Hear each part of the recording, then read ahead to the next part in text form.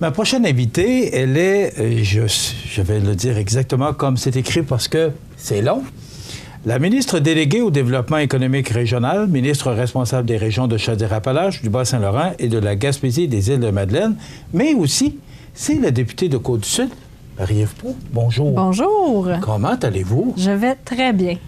Écoutez, on va commencer l'entrevue comme ça parce que cette semaine, vous étiez conférencière pour le dîner de la Chambre de commerce. Oui. Et vous avez commencé votre conférence en disant, bon, mais là, tout le monde se demande comment je vais, alors je vais bien.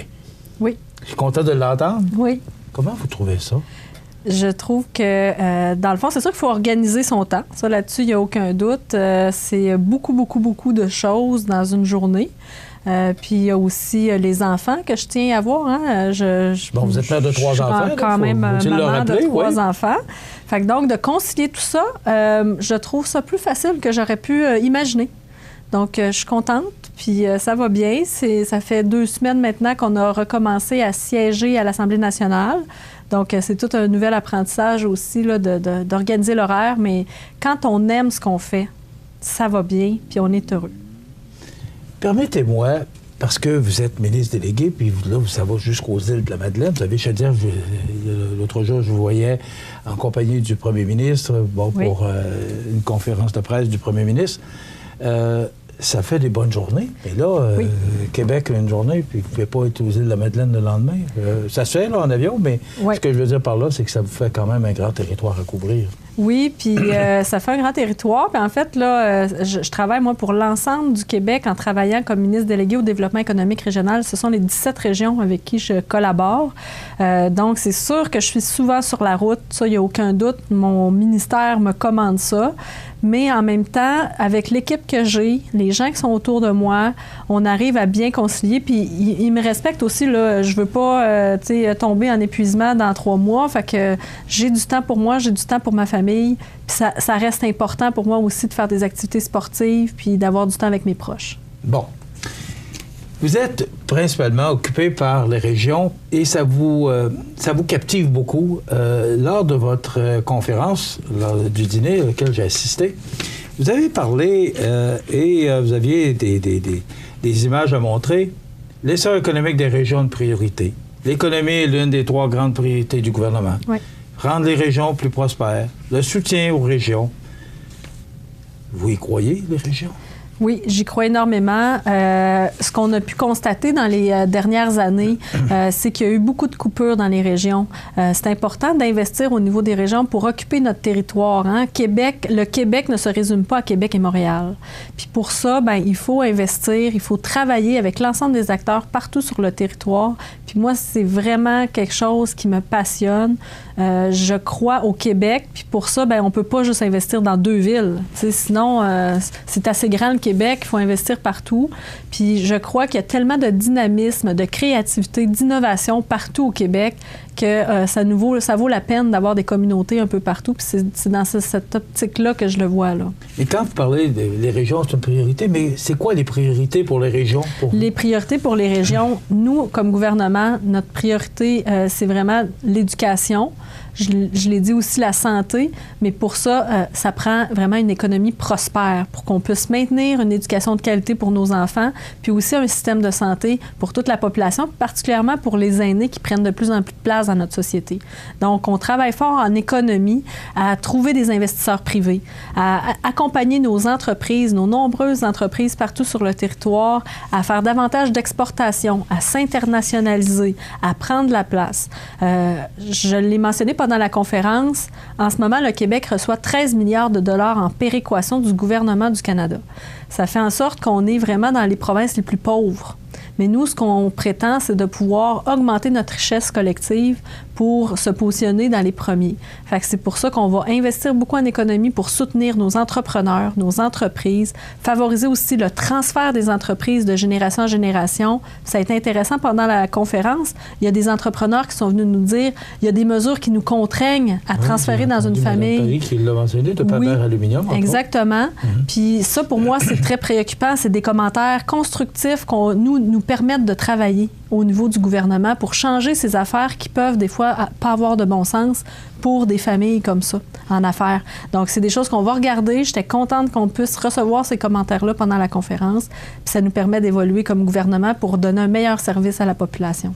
Marie-Ève, vous n'êtes pas ministre des Finances, mais ça m'amène à vous poser la question. Vous avez parlé du 13 milliards de péréquation, mais on est une des provinces les plus endettées. Est-ce qu'il y a un plan de prévu à cet effet-là? Parce que ça se ressent en région aussi. Ça se ressent énormément en région. L'idée, au niveau de l'endettement, bien, c'est ça. En ce moment, c'est la péréquation qui comble cet endettement-là, mais l'idée, c'est d'augmenter notre prospérité, d'augmenter la richesse collective, d'avoir des meilleurs emplois pour arriver à ce que les gens soient moins endettés. Bon, je ne peux pas passer à côté de l'immigration, je ne peux pas passer à côté de la pénurie de main-d'œuvre qui nous affecte grandement, nous, ici, sur la Côte-du-Sud. C'est quoi le plan? Parce qu'on ne sait plus trop à quel sein se vouer. Avec les 18 000, vous en avez parlé, là, les 18 000 personnes là, qui ne savent plus trop qu'est-ce qui va leur arriver. Il y a eu un peu de désinformation dans ce dossier-là. On est dans une période d'incertitude, là. C'est sûr que vous venez d'arriver, mais particulièrement pour notre région, parce que ça faisait partie de votre plan. La pénurie de main-d'œuvre, vous n'avez pas de baguette magique, vous ne faites pas de miracle. Bien, on est déjà en action. Ça, là-dessus, on est assez avancé. Pour la Côte-du-Sud? Pour toutes les entreprises au Québec. Hein? Au niveau de la pénurie de main-d'œuvre, on a la grande corvée de mon collègue Jean Boulay à l'emploi, excusez-moi. Son objectif, c'est d'appeler l'ensemble des entreprises, répertorier les besoins et d'accompagner les entreprises à combler les besoins en main-d'œuvre. On arrête, comme gouvernement, d'attendre comme fonctionnaire dans le bureau pour voir d'un coup qu'il y a quelqu'un qui viendrait me voir. On s'en va vers les entreprises pour les accompagner. On est proactif dans la démarche pour trouver des solutions à la pénurie de main-d'œuvre. Au niveau de l'immigration, on facilite on va mettre les gens, on va assurer que les gens puissent accélérer les processus. Pour nous, c'est important d'accélérer les processus. C'est ce qu'on nous a demandé. C'est ce que la loi 9 prévoit, de pouvoir accélérer les processus et surtout d'assurer que l'immigration réponde à des réels besoins en main-d'œuvre qu'on a ici. Parce que ce qu'on constate, c'est pas le cas en ce moment. Non. Ce qu'on constate, c'est que chez les immigrants, il y a 14 % de chômage, tandis qu'au Québec, de façon générale, il y a moins de 5 % de chômage. Donc, chez les immigrants, on s'aperçoit qu'il y a un taux de chômage plus élevé. Donc, l'idée, en faisant notre loi 9, c'est d'arriver à mieux arrimer la capacité de travailler des immigrants et des besoins des entreprises. Fait qu'on va aller chercher une immigration d'affaires ou pour les emplois disponibles. Est-ce que ça se peut que comme vous êtes un nouveau gouvernement avec un nouveau parti, la CAQ, est-ce que ça se peut que les attentes soient trop élevées ou soient élevées de la part des Québécois? On a suscité énormément d'espoir en arrivant comme nouveau gouvernement, puis avec raison, parce qu'il y avait des besoins non comblés, il y avait des situations particulières que beaucoup de gens vivaient, puis que personne ne trouvait de solution. Fait que c'est sûr qu'on a cet espoir-là, puis nous-mêmes, on l'entretient, cet espoir-là, elle est importante. C'est important d'avoir de l'espoir pour pouvoir changer les choses. Fait que c'est ça, mais en même temps, on n'est pas juste dans le rêve, on est dans l'application, on est pragmatique, on y va étape par étape. C'est ce que mon collègue à l'emploi fait, c'est ce que moi, je vais faire aux régions, entre autres, via le branchement Internet. C'est ce qu'on va faire aussi au niveau de l'économie, en accompagnant les entreprises, en attirant des sièges sociaux. On est pratico-pratique, on a des solutions concrètes, puis on les met en œuvre. Vous avez parlé, entre autres, justement, du branchement Internet, parce qu'il y a encore des régions... Et nous en sommes. C'est pas drôle, là, c'est en 2019, exact. Mais on diffuse à Saint-Pamphile. Et il y a encore de ces régions, particulièrement Saint-Pamphile, qui ont de grandes difficultés avec Internet. Est-ce que, parce que vous avez dit que vous travaillez actuellement intensivement sur ce projet-là, est-ce que vous pensez que ça peut se réaliser bientôt? Oui, notre objectif est qu'en 2022, les 240 000 foyers qui restent à brancher soient branchés. Fait qu'il nous reste au Québec, là, en tout et partout, 240 000 foyers à brancher. Évidemment, on rentre dans la complexité. C'est pas les branchements. Tout ce qui a été facile à brancher au niveau Internet a été fait. Maintenant, c'est des régions accidentées, éloignées, comme Saint-Pamphile, qui est accidenté. Là. On connaît plus le sud de notre territoire, puis c'est plus complexe. Donc, c'est des choses qu'on doit regarder avec les compagnies, avec le gouvernement fédéral. Mais le dossier avance bien, puis il y a une belle volonté là, de l'ensemble des acteurs pour qu'on arrive à brancher tout le monde. C'est exigeant, hein, c'est demandant. Moi, on va faire une courte pause. Puis après ça, moi, je sais que vous avez rencontré le maire parce qu'il est venu nous en parler. et il a de grandes attentes envers vous et envers le gouvernement. Alors, on va faire une pause, on va vous donner le temps de prendre une petite gorgée d'eau, puis après ça, on revient avec la liste d'épicerie du maire Langevin. Parfait. À tout de suite. La semaine dernière, on recevait dans nos studios le maire de Montmagny, Rémi Langevin, qui est venu nous raconter un peu la rencontre qu'il y a eu avec vous concernant la liste d'épicerie. Moi, ça me fait bien rire, puis je lui ai dit, là, parce que là, tous les maires sont rendus avec leur liste d'épicerie par rapport aux gens, au gouvernement. Maintenant, il a été question de 2 sujets. D'abord, le 375e anniversaire qui s'en vient rapidement, 2021, et le boulevard Taché, bon, il y a des investisseurs, il y a des promoteurs, des gens qui veulent venir s'installer à Montmagny, mais ils sont en attente. Et là, le maire, lui, veut aussi réaliser ce projet-là pour laisser un leg pour le 375e. 6,5 millions, du moins pour une partie du boulevard. Et là, il dit qu'il vous en a fait part, qu'il vous a fait la demande. Alors, vous recevez cette demande-là comment? Bien, quand j'ai rencontré M. Langevin, moi, et les acteurs de la ville de Montmagny, c'était en mode écoute. C'était une première rencontre officielle. Donc, pour moi, c'était d'entendre ce qu'ils avaient à dire, leurs projets, leurs préoccupations, tout ça. Puis c'est ce qui est arrivé à cette rencontre-là. Maintenant, ils ont énormément de demandes. Ça, vous l'avez mentionné. Oui, il n'y a pas juste un boulevard Taché. Oui, il y a plusieurs demandes. Puis moi, je trouve ça important. Puis je l'ai mentionné aussi au cours des derniers jours. Je trouve ça important d'entendre l'ensemble des acteurs. J'ai un comté qui a 45 municipalités. Évidemment, Montmagny est la ville la plus importante, mais moi, j'ai ce souci d'équité. Puis l'équité, je vais vous l'expliquer, c'est pas l'égalité. Je vais pas prendre les sommes que j'ai puis les projets, puis je vais les diviser en 45 parts égales. C'est pas l'égalité. L'équité, c'est quand on regarde les besoins, puis qu'on peut aussi accompagner, puis que chacun peut y trouver son compte. Puis moi, j'ai une préoccupation importante, c'est d'attirer une population à Montmagny, de renouveler la population, d'avoir des meilleurs services, des services de qualité. Puis c'est sûr que je vais regarder les projets dans cette dimension-là. Moi, ça me préoccupe énormément. Je trouve qu'il faut avoir une vision pour notre région, une belle vision positive qui va faire en sorte que les gens vont venir s'établir ici puis qui vont être bien de vouloir vivre ici. Ça va permettre à nos enfants aussi d'évoluer ici puis de donner le goût à nos enfants de revenir s'ils quittent pour étudier, par exemple. Parce que si on n'a pas d'université, fait que nos enfants, s'ils veulent aller à l'université, dans des programmes professionnels, s'ils veulent poursuivre leurs études, c'est à l'extérieur la plupart du temps. Donc, mais ils peuvent dire, moi, je suis assez fière, je suis assez heureux de venir de Montmagny que j'ai envie de revenir. Fait que c'est ça que je veux donner comme sentiment à la population. Comment? Parce que c'est pas évident, vous le dites, là. Il y a un cégep, mais il n'y a pas d'université. Oui. Donc, à partir du moment où les enfants quittent pour l'université, c'est rare. L'exception fait la règle, là. Il y en a qui reviennent, mais le pourcentage est faible. Mais il y a des études qui démontrent que si les gens ont un sentiment d'appartenance fort à leur milieu, peu importe s'ils quittent, ils sont enclins à revenir par la suite pour y rester parce que les gens, il y a un sentiment positif, un sentiment de sécurité, ils sont bien ici, ils voient des possibilités d'avenir. S'il y a des possibilités d'emploi, s'ils voient qu'il y a des possibilités de faire des affaires, ça va attirer les jeunes à revenir. Ça, c'est démontré. Là. Il y a des études qui ont étudié ça puis qui le démontrent. Puis moi, j'y crois, mais il faut que tout le monde participe pour y arriver. Est-ce que c'est plus important le sport qu'un boulevard Taché? Je vous pose la question parce que... je vous renverrai la question. Je pense que l'idée, c'est pas à moi de trancher qu'est-ce qui est important, qu'est-ce qui l'est pas. Pour moi, c'est à la population de trancher. Okay.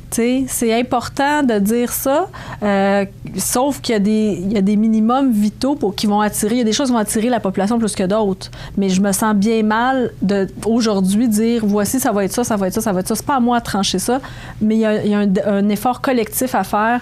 Le besoin aussi que l'ensemble de la population soit consultée sur qu'est-ce qu'on veut pour notre région. Parce que vous l'aviez mentionné un petit peu plus tôt, qu'il était question d'un centre multisport, là, parce que vous êtes une sportive, vous l'avez dit tantôt en début d'entrevue, mais vous avez, lorsque vous étiez jeune, dans la conférence, vous l'avez mentionné, que vous avez fait beaucoup de sport. Oui. C'est sûr que ça peut garder nos jeunes et attirer des parents ici, mais ça prend autre chose aussi pour ramener le monde à Montmagny. Oui, bien c'est ça. C'est sûr que la population qui est intéressante à attirer, c'est les familles. Puis ce qu'on constate dans les dernières années, la MRC a fait la démonstration que de plus en plus de jeunes familles vont s'établir à Lévis parce qu'il y a des programmes attirants pour les jeunes dans les écoles, puis que des parents d'ici décident d'envoyer leurs enfants à l'extérieur. Parce que l'éducation ici est pour eux quelque chose de pas attirant. Puis ça, moi, ça me fait beaucoup de peine, ça me déçoit, puis c'est pas ça que j'ai envie de laisser de ma région à mes enfants. Vous avez été mairesse, vous avez été autour de la table des maires, donc vous êtes au courant des projets ou des manques qu'on a dans notre région. Oui, tout à fait. Ça fait pas si longtemps que ça, vous étiez mairesse de Saint-Pierre-de-la-Rivière-du-Sud. Ben non, j'ai été de 2009 à 2013 mairesse, puis j'ai été beaucoup impliquée au niveau de la MRC, justement. Puis on parlait déjà de ces questions-là, que c'est important de trouver des façons d'attirer les familles. Puis il y en a des besoins, mais l'important, là, c'est de travailler ensemble. C'est pas de se diviser. Puis c'est ça que je veux dire par souci d'équité. C'est si on peut travailler ensemble puis que chacun y trouve son compte entre les municipalités, on peut aller loin. Entre les acteurs, avec les entreprises, hein, parce qu'on en a parlé pendant la conférence. Les entreprises, ils peuvent pas évoluer seuls dans un désert social ou non attractif. Tu sais, le nord du Québec, entre autres, vit beaucoup cette problématique-là en ce moment.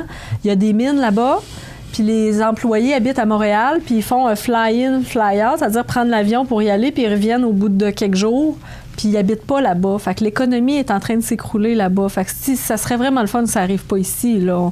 On vaut plus que ça. Là. Il faut travailler fort. Il y a beaucoup de gens de l'extérieur qui travaillent ici et qui retournent en fin de journée. Oui. Déjà, on vit ça ici. C'est ça. Il faut s'attaquer à cette réalité-là, je pense, tous ensemble. Puis ce que j'entends beaucoup, ce que les gens me disent, c'est qu'ils veulent faire avancer leur région en ce sens. Marie-Ève, je ne peux pas passer à côté d'une mention du maire la semaine passée à sa demande pour que Montmagny devienne une ville-centre. Est-ce que pour vous, Montmagny, vous qui avez été mairesse de Saint-Pierre-de-la-Rivière-du-Sud, est-ce que Montmagny peut un jour être considéré ou est considéré actuellement? Parce qu'on offre beaucoup de produits et services à Montmagny pour toutes les municipalités limitrophes de Montmagny. Est-ce que Montmagny est considéré ou peut être considéré comme une ville-centre, ce qui peut l'aider à obtenir. Bien, je ne sais pas c'est qui a pensé que je doutais ou je disais pas ça. Au contraire, Montmagny est une ville, est la ville la plus populeuse, est une ville-centre. Ça a toujours été comme ça. Ça ne changera pas demain matin. Est-ce que ça peut l'aider, avoir de l'aide gouvernementale? Le fait qu'on soit... Non, c'est une question de population. Okay. C'est juste une question de population. Okay. Est une ville-centre. Puis moi, ce que je trouve, c'est que pour être considérée comme une ville-centre, ce qui est intéressant, dans le meilleur des mondes, c'est que elle collabore avec les autres municipalités, qu'elle travaille ensemble, entre autres avec l'ancien maire. Quand j'étais mairesse moi-même, moi, j'avais pas accès à tout le service de loisirs de la ville de Montmagny. Puis on avait fait une entente ensemble où la population de Saint-Pierre avait accès au service de loisirs de la ville de Montmagny, puis à des prix abordables. En défrayant certains coûts. Oui, en défrayant certains coûts, mais on avait accès à la carte de loisirs. On a toujours, d'ailleurs, accès à la carte de loisirs. Ça, pour moi, c'est le rôle d'une ville-centre, de desservir les municipalités autour. Puis ça, bien, il faut collaborer ensemble. Il faut avoir de bonnes ententes. Puis je souhaite que ce soit ça parce qu'on ne peut pas faire 45 Montmagny toutes des villes-centres dans un territoire comme le nôtre, ça n'a pas de bon sens. Il faut suivre la logique, puis la logique est là, est claire, pas de problème. Est-ce que vous la voyez, cette chimie-là, cette synergie-là entre les municipalités? Bien, je me prononcerai pas là-dessus. Là. C'est pas... je pense que... Je pense qu'il y a une bonne relation entre les maires et les MRC. Je pense qu'actuellement, il y a quand même une bonne collaboration de chacun. C'est ce que je crois. C'est déjà terminé. On pourrait passer des heures. Ben oui, certainement. C'est toujours agréable, mais je vais revenir le mois prochain. Oui. Bien, écoutez, l'invitation vous a été lancée au moins une fois par mois, qu'on puisse suivre les dossiers, d'abord locaux, et d'avoir votre point de vue sur ce qui se passe un peu à l'extérieur de notre région. Merci, c'est toujours agréable de vous recevoir. Et on se revoit au mois de mars. Oui. Prenez soin de vous. Oui, vous aussi. Oui, puis continuez à faire du sport. Oui. À bientôt.